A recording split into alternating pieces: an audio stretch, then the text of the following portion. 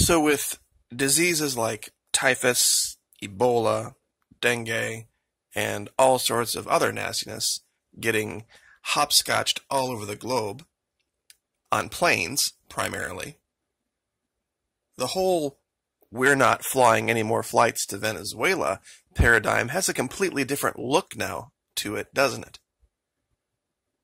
Might be saving those people. Perhaps Venezuela will be one of the safest places on Earth. Eventually. Now, I haven't done an update on Venezuela for a while, but there is an article out today on Reuters where they try to do something and they actually prove the opposite.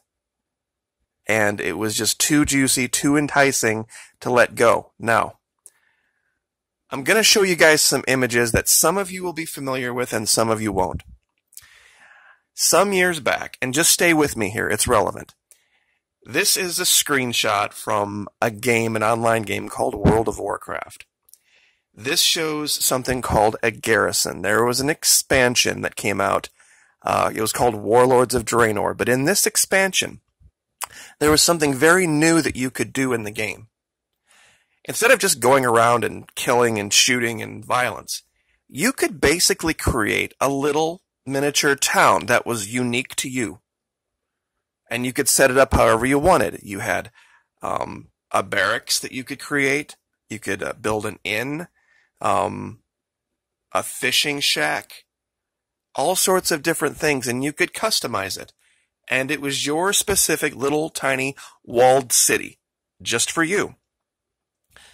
Now, one of the things that you could do is create something called a trading post.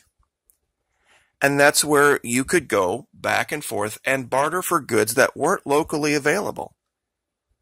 But the key was bartering and trading. That's a lot of what really goes on World of Warcraft when you get out of all of the hype and the ridiculousness that always makes the headlines. There are aspects of this game, this online game, you can go play for 6 hours and never harm a living soul. Not even in the digital world harm anything.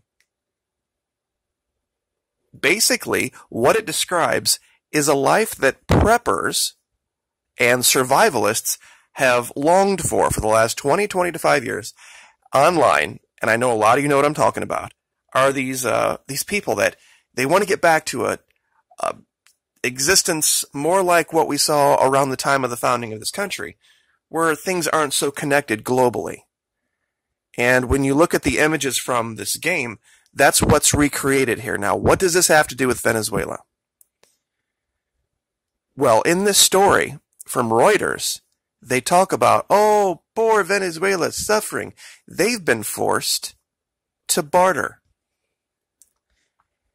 Now, we're going to get to that article in a minute. I just left this search page up just so that people could see. And I want to ask a question here, and this is critical.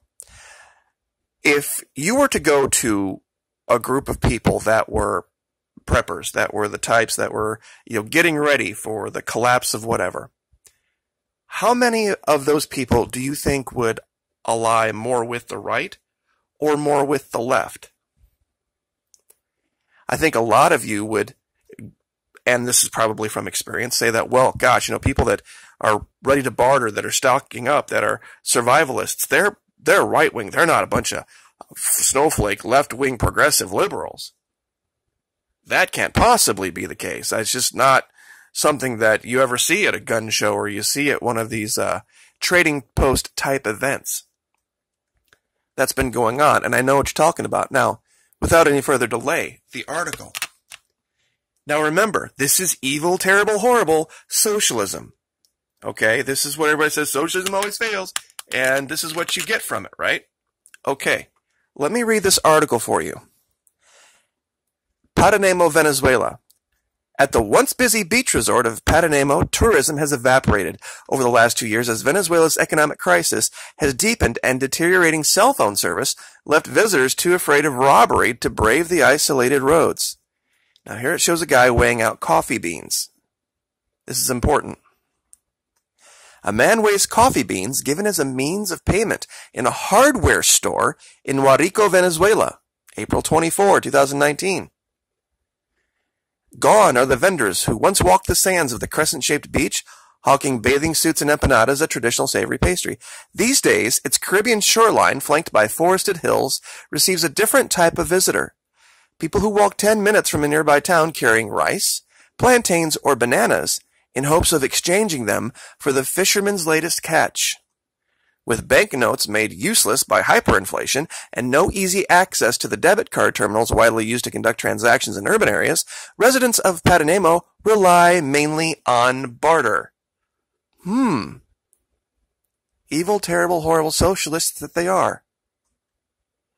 It is just one of a growing number of rural towns slipping into isolation as Venezuela's economy implodes amid a long-running political crisis.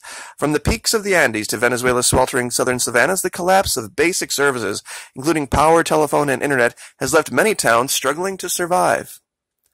The subsistence economy stands in stark contrast to the oil boom years, when abundance seeped into the most remote reaches of what was once Latin America's richest nation. Quote, "The fish that we catch is to exchange or give away," said Jofran Arias, one of the 15 fishermen who have grown accustomed to a rustic existence even though they live a 15-minute drive from Venezuela's main port of Puerto Cabello. "Money doesn't buy anything, so it's better for people to bring food, so we can give them fish," he said, while cleaning bonefish, known for abundant bones and limited commercial value. In visits to 3 villages across Venezuela, Reuters reporters saw residents exchanging fish, coffee beans, and hand-picked fruit for essentials to make ends meet in an economy that shrank 48% during the first 5 years of President Nicolas Maduro's blah, blah, blah. Heavy toll, rural areas. Anyway, residents rarely travel to nearby cities due to a lack of public transportation, growing fuel shortages, and the prohibitive cost of consumer goods. In some regions, travel requires negotiating roads barricaded by residents looking to steal from travelers.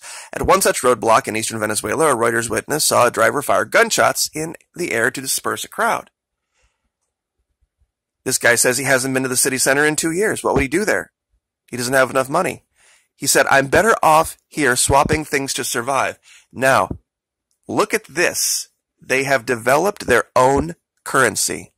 Venezuela is suffering one of the worst economic collapses in modern history. Inflation topped 1 million%, blah, blah, 4 million citizens. Maduro blames economic war. We've covered this. Bolivar lost the value. See, they have to do this to try to keep you from paying attention to the real story here. In the mountains of central state of Lara, residents of the town of Guarico this year found a different way of paying bills. Coffee beans. Residents of the coffee-growing region now exchange roasted beans for anything from haircuts to spare parts for agricultural machinery. Based on the cost of the product, we agree with the customer on the kilos or numbers of bags of coffee that they have to pay, said hardware store manager Heidelis Linares. The transactions are based on a reference price for how much coffee fetches on the local market. Apparently 2.2 pounds of beans was worth about $3. Here you can get 300 kilo sacks and you can exchange that for 53 gallons of gasoline. But look what these people have done. You know, instead of this idea of evil, terrible, horrible socialism leading to just a bunch of lazy people waiting around for the government to pay their bills, look what they have actually done in Venezuela. This talks of another woman. She said she stopped drinking coffee after being unable to pay for it and now makes tea out of lemongrass. She says, "I tell the guys that I'm swapping passion fruit for something else. They spread the word and someone always comes," said the 55-year-old woman. So look what, if you really, honest to God, still believe this horseshit story about evil, terrible, horrible socialism, I would like you to, as people who probably identify more as survivalists and preppers and people that are shit it's the fan ready, isn't this the world that you said you would be ready for? Isn't this the world that a lot of you have longed for?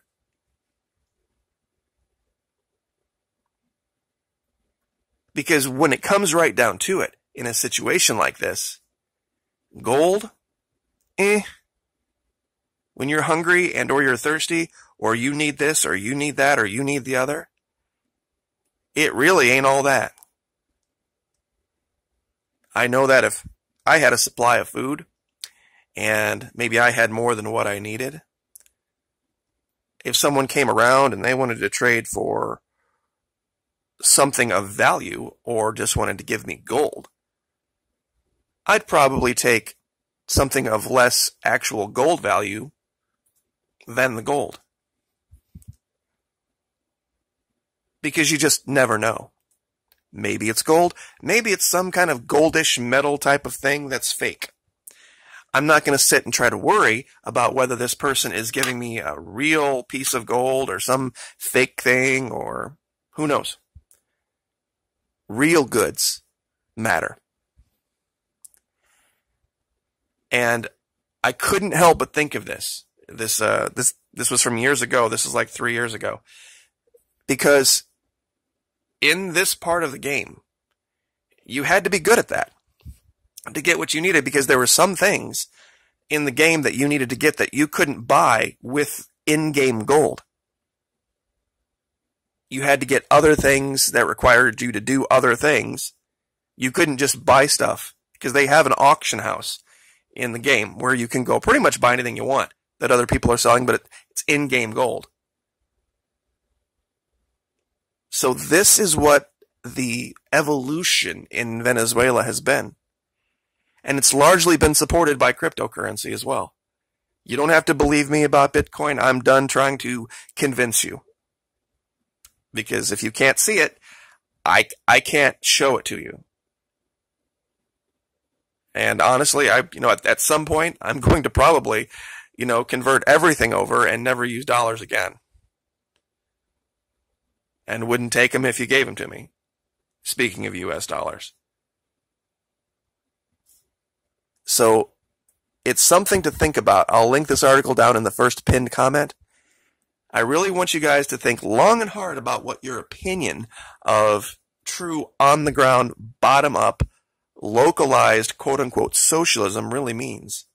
Because that's the reality now. It's not theoretical anymore in Venezuela.